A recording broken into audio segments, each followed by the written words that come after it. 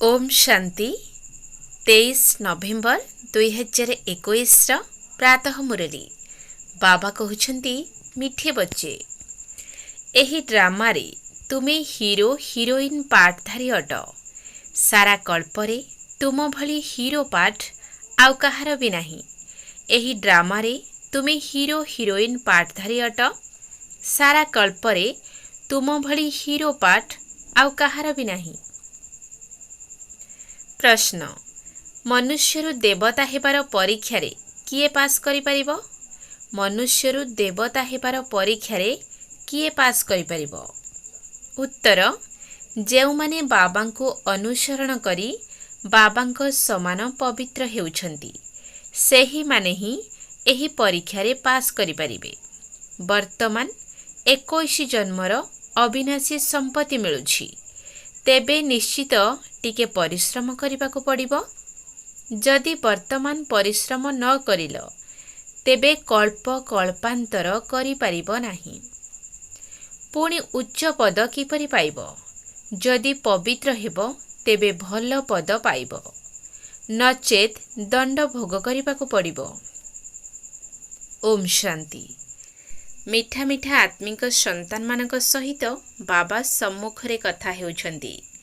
पिलामाने बुझुछंती जे आम साथीरे अविनाशी बाबा कथा हेउछंती, जे सबुठारु अति मिठा अटंती।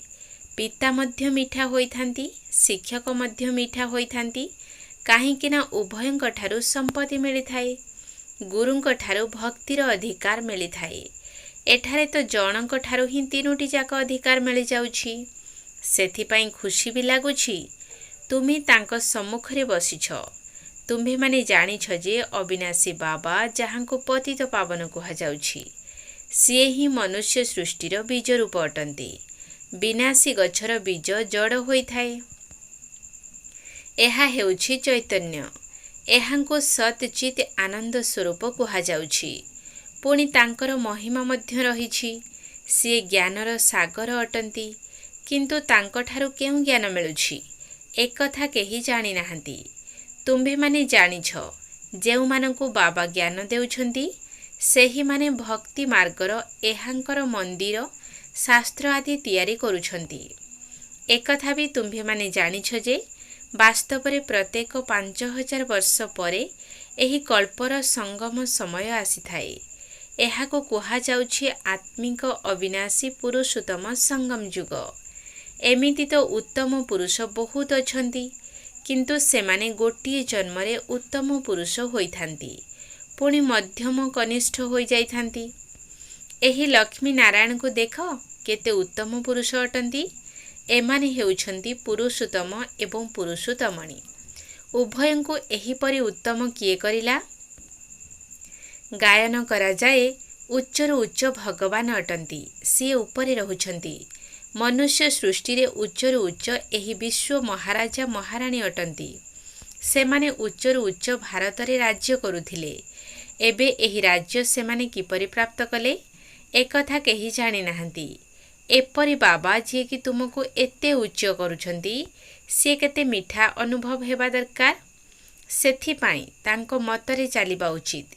एहीपरि उच्च विश्वर मालिक करिबा वाला बाबा केते साधारण रीति रे पाठ पढ़ाउछंती। एकथा भी तुमे माने जानिछ जे अविनाशी बाबा भारत को आसीछंती, सेथिपाई शिव जयंती मध्य पालन करुछंती। बाबा भारत को आसी स्वर्ग करुछंती। एबे तुमर स्मृति आसी जाइछि जे आमे स्वर्गवासी 84 जन्म भोगी नरकवासी होइछु, पुणी बाबा आसीछंती स्वर्गवासी करिबा पाई। वर्तमान बाबा कहउछंती मते मने पकाइले तुमर आत्मा तम प्रधानरु सत प्रधान होइजिबो। सत प्रधान हेबा बिना घर को केही जाई परिबे नाही, नचेत दंड भोग करिबाको पड़िबो। आत्मा को ही दंड मिली थाए ना। गर्भ जेल रे शरीर धारण कराई पुणी दंड देई थांती। पिला माननको बहुत दुख भोग करिबाको पड़ी थाए। पिला माने त्राही त्राही करुछंती, कहउछंती पुणी थरे पाप करिबु नाही। तुम्भ मानकु तो गर्भ जेल को आउ जिबार नाही। सेठारे सत्य जुगरे गर्भ महल रहिछि, काहींकिना सेठी कौनसी पाप होई न थाए। ଏହି ରାବଣ ରାଜ୍ୟରେ ପାପ ହେଉଛି, ସେଥିପାଇଁ ତ ରାମ ରାଜ୍ୟ ଚାହୁଁଛନ୍ତି। କିନ୍ତୁ ଏକଥା ଜାଣିନାହାନ୍ତି ଯେ ରାବଣ ରାଜ୍ୟ କେଉଁ ପ୍ରକାରର ଅଟେ। ଯଦି ରାବଣକୁ ଜଳାଉଛନ୍ତି ତେବେ ତାହା ଶେଷ ହୋଇଯିବା ଆବଶ୍ୟକ, କିନ୍ତୁ ତାକୁ ବାରମ୍ବାର ଜଳାଉଛନ୍ତି, ଅର୍ଥାତ୍ ରାବଣ ମରିନାହିଁ। ତେବେ ଏସବୁ କରିବା ଦ୍ୱାରା ଲାଭ କ'ଣ? ସେମାନେ ପୁଣି ଯାଇ ଲଙ୍କାକୁ ଲୁଟି ନେଇ ଆସିଥାନ୍ତି। ଜଙ୍ଗଲରେ ଗୋଟିଏ ଜରାଜୀର୍ଣ୍ଣ ଗଛ ଥାଏ, ସେମାନେ ତାକୁ ସୁନାର ବୃକ୍ଷ ମନେକରି ନେଇ ଆସିଥାନ୍ତି। ବାସ୍ତବରେ ତୁମେ ବର୍ତ୍ତମାନ ସମୟରେ ରାବଣ ଉପରେ ବିଜୟ ପାଉଛ ଏବଂ ସ୍ୱର୍ଣ୍ଣିମ ଯୁଗର ମାଲିକ ହେଉଛ। ଆଜମେରରେ ବୈକୁଣ୍ଠର ପ୍ରତୀକ ତିଆରି କରାଯାଇଛି। ଏବେ ତୁମେମାନେ ଜାଣୁଛ ଯେ ବାବା ଆସିଛନ୍ତି ପିଲାମାନଙ୍କୁ ପୁଣି ଥରେ ସ୍ୱର୍ଗର ମାଲିକ କରିବା ପାଇଁ। ଆମେ ହୀରାନୀଳାର ମହଲମାନଙ୍କରେ ରାଜ୍ୟ କରିବୁ। ଏବେ ତୁମ୍ଭେମାନେ ଯୋଗ ବଳ ଦ୍ୱାରା ନିର୍ବିକାରୀ ସତୋପ୍ରଧାନ ହେଉଛ। ଆତ୍ମା ସମ୍ପୂର୍ଣ୍ଣ ନିର୍ବିକାରୀ ହୋଇ ପୁଣି ଶାନ୍ତିଧାମ ଚାଲିଯିବ। ସେଠାରେ ଦୁଃଖର କୌଣସି କଥା ନାହିଁ। ବାବା ବୁଝାଉଛନ୍ତି, ଏହି ନାଟକରେ ତୁମ୍ଭମାନଙ୍କର ମୁଖ୍ୟ ଅଭିନୟ ରହିଛି ହିରୋ ହିରୋଇନ୍ର। ରାଜ୍ୟ ନେବା ଏବଂ ହରାଇବା ଏହା ଖେଳ ଅଟେ। ତୁମ୍ଭେମାନେ ହିରୋ ହିରୋଇନ୍ ଅଟ। ହିରୋର ଅର୍ଥ ହେଉଛି ମୁଖ୍ୟ ଅଭିନେତା। ତୁମେ ସତ୍ୟ ଯୁଗରେ ପବିତ୍ର ଗୃହସ୍ଥ ଆଶ୍ରମରେ ରହୁଥିଲ। ଏହି ଲୌହ ଯୁଗରେ ଅପବିତ୍ର ଗୃହସ୍ଥ ବ୍ୟବହାର ହୋଇଯାଇଛି। ଏବେ ବାବା ଆମକୁ ସ୍ୱର୍ଣ୍ଣିମ ଯୁଗକୁ ନେଇଯିବେ। ସେଠାରେ ଲକ୍ଷ୍ମୀ ନାରାୟଣ ସୂର୍ଯ୍ୟବଂଶୀମାନଙ୍କର ରାଜ୍ୟ ହେବ। ସେମାନେ ପୁଣି ପୁନର୍ଜନ୍ମ ନେଇ ଚନ୍ଦ୍ରବଂଶୀ କୂଳରେ ଆସିବେ। ଏହିପରି ବୃଦ୍ଧି ହୋଇ ଚାଲିବ। ଏବେ କେତେ କୋଟି କୋଟି ମନୁଷ୍ୟ ହୋଇଗଲେଣି। ବର୍ତ୍ତମାନ କହୁଛନ୍ତି ଜନ୍ମ ନିୟନ୍ତ୍ରଣ ହେଉ। ଯାହାଙ୍କର ଗୋଟିଏ ଦୁଇଟି ପିଲା ହେବ, ସେମାନେ କ'ଣ ନିୟନ୍ତ୍ରଣ କରିବେ? ଏବେ ତୁମେମାନେ ସମସ୍ତଙ୍କୁ ଜଣାଇ ପାରିବ ଯେ ଜନସଂଖ୍ୟା କମ୍ କରିବା ଏହା ତ ବାବାଙ୍କ ହାତରେ। ବାବା ଜାଣିଛନ୍ତି ଅଧିକ ମନୁଷ୍ୟ ହେବେ ତ ମରିବେ। ମୁଁ ଆସିଛି ସମସ୍ତଙ୍କୁ ଏଠାରୁ ହଟାଇ ଗୋଟିଏ ଧର୍ମର ସ୍ଥାପନା କରିବା ପାଇଁ। ସେଠାରେ ତ 9 ଲକ୍ଷ ଲୋକ ରହିବେ। ଏହା ଯେପରି ଛୁ ମନ୍ତ୍ର ହେଲା ନା। ପୁଣି କଳିଯୁଗୀ ରାତି ଶେଷ ହୋଇ ଦିନ ଆରମ୍ଭ ହୋଇଯିବ। ଜନ୍ମ ନିୟନ୍ତ୍ରଣ କରିବା ପାଇଁ କେତେ ପଇସା ଖର୍ଚ୍ଚ କରୁଛନ୍ତି। ବାବାଙ୍କର କୌଣସି ଖର୍ଚ୍ଚ ହେଉନାହିଁ। ପ୍ରାକୃତିକ ବିପର୍ଯ୍ୟୟ ହେବ, ସବୁକିଛି ବିନାଶ ହୋଇଯିବ। ଏସବୁ ଡ୍ରାମାରେ ନିର୍ଦ୍ଧାରିତ ହୋଇ ରହିଛି।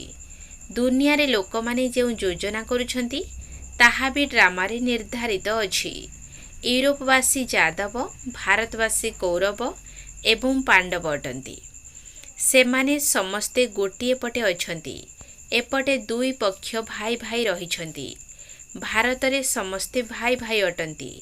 ଯେଉଁମାନେ ଏବେ କଳିଯୁଗରେ ଭାଇ ଭାଇ ହୋଇ ରହିଛନ୍ତି, ସେଥିରୁ ତୁମେ ଏବେ ବାହାରି ଆସିଛ ସଙ୍ଗମ ଯୁଗକୁ। କୌରବ ଏବଂ ପାଣ୍ଡବ ଗୋଟିଏ ଘରର ଥିଲେ। ଅସଲରେ ଆତ୍ମା ଭାଇ ଭାଇ ଅଟେ। ଆତ୍ମାମାନଙ୍କ ସହିତ ହିଁ ପ୍ରଥମେ ବାବା ମିଶୁଛନ୍ତି। ଦୌଡ଼ ପ୍ରତିଯୋଗିତାରେ ଯିଏ ପ୍ରଥମେ ହୋଇଥାନ୍ତି ସିଏ ପୁରସ୍କାର ନେଇଥାନ୍ତି। ତୁମର ଏହା ୟାଦର ଦୌଡ଼ ପ୍ରତିଯୋଗିତା ଅଟେ। ଏକଥା କୌଣସି ଶାସ୍ତ୍ରରେ ନାହିଁ। ବାବା କହୁଛନ୍ତି ମୋ ସହିତ ଯୋଗ ଲଗାଅ। ଏହି ଯୋଗର ଯାତ୍ରା ବର୍ତ୍ତମାନ ସମୟରେ ହିଁ ହୋଇଥାଏ। ଏହି ଯାତ୍ରା ଆଉ କେହି ଶିଖାଇ ପାରିବେ ନାହିଁ। ସତ୍ୟ ଯୁଗରେ ନା ଆତ୍ମିକ ଯୋଗ ନା ଶାରୀରିକ ଯୋଗ ହୋଇଥାଏ। ସେଠାରେ କିଛି ଦରକାର ହିଁ ନାହିଁ। ଏହା ଏହି ସମୟରେ ତୁମ୍ଭମାନଙ୍କର ବୁଦ୍ଧିରେ ଆସୁଛି। ଡ୍ରାମାରେ ଗୋଟିଏ ଗୋଟିଏ ସେକେଣ୍ଡର ଅଭିନୟର ଜ୍ଞାନ ବୁଝାଇ ଦିଆଯାଇଛି।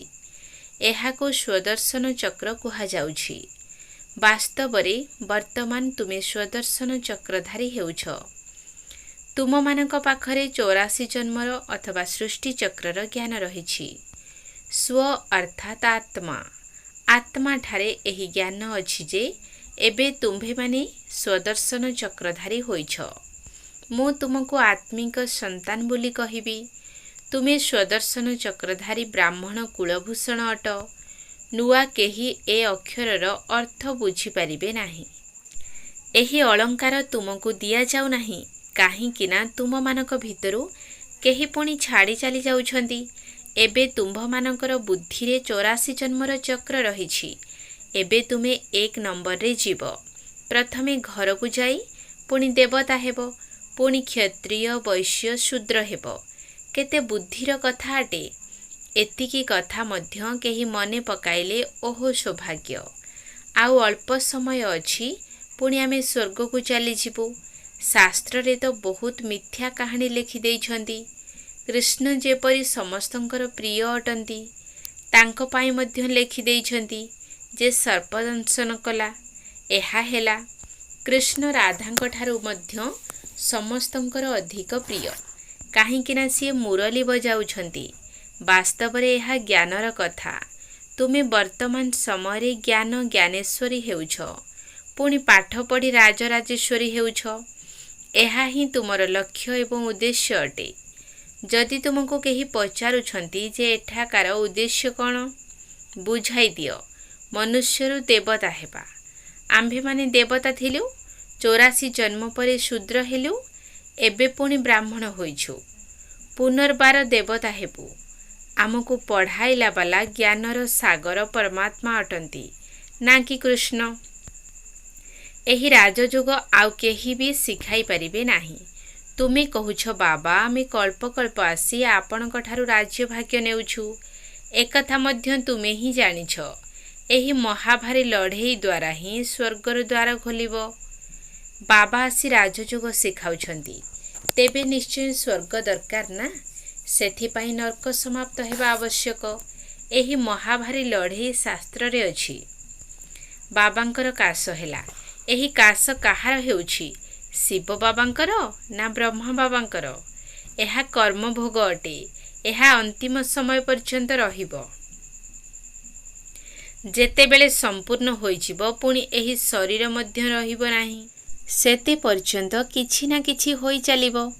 एहाकु कर्म भोग कुहा जाइथाए। सत्य जुगरे कर्म भोग होई न थाए। सेठारे कौनसी रोग व्याधि आदि हुए नाही। आमे सदा सुस्थ एवं संपत्तिवान होइथाउ। सेठारे सर्वदा हर्षित रहिबे, काहींकिना एहा अविनाशी बाबांक ठारू संपत्ति मिलिछि। पुणी अधा कल्प परे दुख आरंभ होइथाए। ताहा मध्य सेतेबेले जेबे भक्ति व्यभिचारी होई जाइथाए, अधिक दुख मध्य होइथाए। सेतेबेले त्राही त्राही करिथांती एवं पुणी विनाश होइथाए। एबे तुम्भे माने सम्मुखरे शुणुछ, तेणु केते मजा लागुछि। तुमे माने जानिछ जे इए आमर सत्य पिता, सत्य शिक्षक एवं सत्य सद्गुरु अटंती। एही महिमा एकमात्र निराकार बाबांकर ही अटे। सिए हेउछन्ति सर्वोच्च भगवान। तुमे सेही बाबांकु मने पकाओ, तेबे उच्च पद पाइब। एठारे कौनसी साधु सन्थ महात्मा सिंहासन उपरे बसु नाहंती बा निजर पाद तले काहाकु पड़िबाकु देउ नाहंती। बाबा कहुछन्ति मु तुमर आज्ञाधीन सेवाधारी अटे। मोर पाद काहीं, तुमे काहा पाखरे मुंड नुआइब। बहुत गुरुंक निकटरे मुंड नुआई नुआई तुमर कपाल घोरी होई जाइछि। जहा सब भक्ति मार्गरे होइथाए ताहा ज्ञान मार्गरे होई परिबो नाही। भक्ति मार्गरे कहिथांती हे राम। बाबा कहुछन्ति एठारे कौनसी आकुल चित्कार करिबार नाही। निजको आत्मा भावी गुप्त बाबांकु याद करिबाकु हेबो। हे शिव मध्य कहिबार नाही। तुमको बाणीरु ऊर्ध्वकु जीवाकु हेबो। पिलामानक हृदय रे बाबा रहिथांती। आत्मा जानिछि जे इए आमर बाबा अटंती। तुमको निजर मनरे गुप्तरे मने पकाइबाकु हेबो। एहाकु अजपा स्मृति कुहा जाइथाए। एथिरे कौनसी जप करिबार नाही। माळाकु भितरे भितरे गड़ाओ बा बाहारे एका कथा। भितरे अर्थात थली भितरे माला गड़ाइबा कौनसी गुप्त कथा नुही। गुप्त कथा हेउछि निजको आत्मा भावी बाबांकु याद करिबा। सिए हेउछन्ति शिव बाबा, इए प्रजापिता ब्रह्मा। तुमको 2टी इंजिन मिलिछि श्रृंगार करिबा पाई। एहांकर आत्मा मध्य श्रृंगारित हेउछि। पुणी समस्ते निजर पितांक घर को चली जिबे। सेठारु पुणी ससुर घर विष्णुपुरी को आसिबे। एहा हेउछि डबल बाप घर बा पियर घर। अलौकिक ओ लौकिक ताहा हेला पारलौकिक। दुनिया हेला लौकिक एवं परमधाम हेला पारलौकिक घर। एही अलौकिक पितांकु केही जानी नाहंती, तेणु केही पचारि थांती जे एही दादांकु काहींकि एठारे बसाइछ। एकथा काहाकु जणा नाही जे एही शरीर द्वारा परमात्मा पाठ पढ़ाउछंती। ये बहुत जन्मर अंतिम समय पूज्यरु पूजारी होइछंती, राजारु रंक अर्थात दरिद्र होई जाइछंती। बाबा बुझाउछंती एही शरीर रे मु प्रवेश करुछि, तथापि काहारे बुद्धि रे रहु नाही। मंदिर रे वृषभ रखी देइछंती। शंकर तो सूक्ष्म बतनवासी अटंती। सूक्ष्म बतन रे षंढ आदि रही न थाए। षंढ अर्थात मेल अथवा पुरुष। भागीरथंकु मेल अर्थात पुरुष देखाइछंती। मनुष्य माने तो संपूर्ण अज्ञानी होई पड़िछंती। बाबा कहउछंती रावण अज्ञान करि देइछि। निजे कहउछंती जे आमर रामराज्य आवश्यक। एबे रामराज्य तो सत्य जुगरे हेबो। कली जुगरे रावण राज्य चलीछि। राम एवं रावण भारत रे होइथांती। शिव जयंती मध्य भारत रे पालन करुछंती। रावण जयंती केबे हेले पालन करुनाहांती, कारण रावण शत्रु अटे। जेउ माने सुख देइथांती तांकर जयंती पालन करा जाइथाए। एबे शिव बाबा आसी ज्ञान सुनाई रावण उपरे विजय प्राप्त कराउछंती। एबे तुमे माने जानिछ जे रावण किए, केबे आसी थाए, सठिक हिसाब कुहा जाउछि। एही कथा को भल भाबरे धारण कर, भूली जाओ नाही। तुमे माने ज्ञान सागरंक पाखकु बादल रूपे आसीछ, तेणु ज्ञान भरी करी वर्षा करिबाकु हेबो। धारण मध्य बहुत भल हेबा दरकार। एठारे तुमे सम्मुखरे बसिछ। अनुभव हेउछि जे आमे अविनाशी बाबांक सम्मुखरे घरे बसिछु। एठारे ब्राह्मण कुलभूषण मध्य अछंती। मम्मा बाबा मध्य अछंती। बाबा आमको शिक्षक रूपरे पाठ पढ़ाउछंती, पुणी सतगुरु रूपरे साथीरे नै जिबे। हद्र गुरु माने साथीरे घरकु नेई पारिबे नाही। गुरुंकर काम हेउछि अनुगामी मानकु साथीरे नै जिबा। वास्तवरे सेमाने अनुगामी मध्य नुहंती। सेमाने सन्यासी, एमाने गृहस्थी। तेबे सी अनुगामी किपरि हेले? तुमे शिव बाबांकु अनुसरण करुछ, पुणी ब्रह्मा बाबांकु मध्य अनुसरण करुछ। जेपरि ये प्रस्तुत हेउछंती सेहीपरि तुमे मध्य हेउछ। आमे आत्मा माने पवित्र होई बाबांक निकटकु चली जिबु। बाबा कहउछंती मते ही केवल मने पकाओ। तुम्हे माने वास्तवरे अनुगामी अट। बाबा कहउछंती मु आसीछि तुमको नेई जिबा पाई। एबे तुमे ज्ञान चितारे बस, तेबे तुमको नेई जिबी। सत्य जुगरे लक्ष्मी नारायणकर राज्य थिला। सेही समय रे अन्य सबु धर्मावलंबी माने शांति धामरे थिले। एही कथा बहुत सहज अटे। बाबांकर अनुगामी हुओ। तुमे जेबे पवित्र हेबो सेते भल पद पाइबो। नचेत दंड भोग करिबाकु पड़िबो। जीवाकु तो निश्चय पड़िबो। काहींकि ना 21 जन्मर संपत्ति मिलुछि, तेबे काहींकि परिश्रम न करिबो। जदि एबे परिश्रम न करिबो तेबे कल्प कल्पांतर करि पारिबो नाही। पुणी उच्च पद किपरि पाइबो? एहा बहुत बड़ विशाल श्रेणीर पाठ पढ़ा अटे। एठारे एकमात्र ही परीक्षा हेबो। आमको मनुष्यरु देवता हेबाकु पड़िबो। अच्छा, मिठा मिठा सिकिलधे संतान मानक प्रति माता पिता बाप दादांकर मधुर स्नेह भरा स्मृति एवं सुप्रभात। आत्मिक पितांकर आत्मिक संतान मानकु नमस्ते। आत्मिक संतान मानकर आत्मिक बाप दादांकु नमस्ते नमस्ते नमस्ते। सुप्रभात। धारणा पाई मुख्य सार 1 नंबर पॉइंट। एकमात्र बाबांकर वास्तव और सत्य अनुगामी होई संपूर्ण पवित्र हेबाकु पड़िबो। 21 जन्मर पैतृक संपत्ति पाइबा पाई पुरुषार्थ करिबार अछि। एकमात्र बाबांकर वास्तव और सत्य अनुगामी होई संपूर्ण पवित्र हेबाकु पड़िबो। 21 जन्मर पैतृक संपत्ति पाइबा पाई पुरुषार्थ करिबार अछि। 2 नंबर, मुखरे हे शिव बाबा मध्य कहिबार नाही। ବାଣୀରୁ ଊର୍ଦ୍ଧ୍ୱକୁ ଯିବାକୁ ହେବ। ନିଜକୁ ଆତ୍ମା ମନେକରି ହୃଦୟର ସହିତ ବାବାଙ୍କୁ ମନେ ପକାଇବାକୁ ହେବ। ମୁଖରେ ହେ ଶିବ ବାବା ମଧ୍ୟ କହିବାର ନାହିଁ। ବାଣୀରୁ ଊର୍ଦ୍ଧ୍ୱକୁ ଯିବାକୁ ହେବ। ନିଜକୁ ଆତ୍ମା ମନେକରି ହୃଦୟର ସହିତ ବାବାଙ୍କୁ ମନେ ପକାଇବାକୁ ହେବ। ବରଦାନ।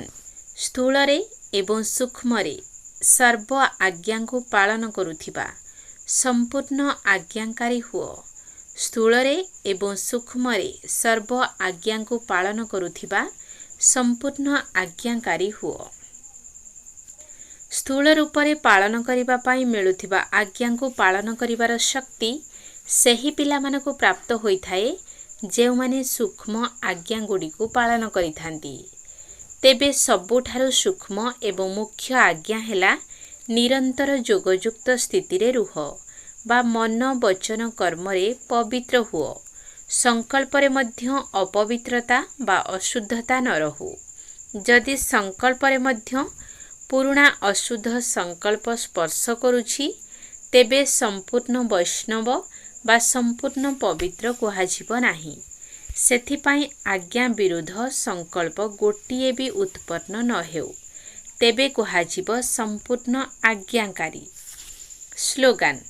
ବାବାଙ୍କୁ ଭଲ ଭାବରେ ଜାଣି ଅନ୍ତରର ସହିତ ବାବା କହିବା ସବୁଠାରୁ ବଡ଼ ବିଶେଷତା। ବାବାଙ୍କୁ ଭଲ ଭାବରେ ଜାଣି ଅନ୍ତରର ସହିତ ବାବା କହିବା ସବୁଠାରୁ ବଡ଼ ବିଶେଷତା। ଓମ୍ ଶାନ୍ତି।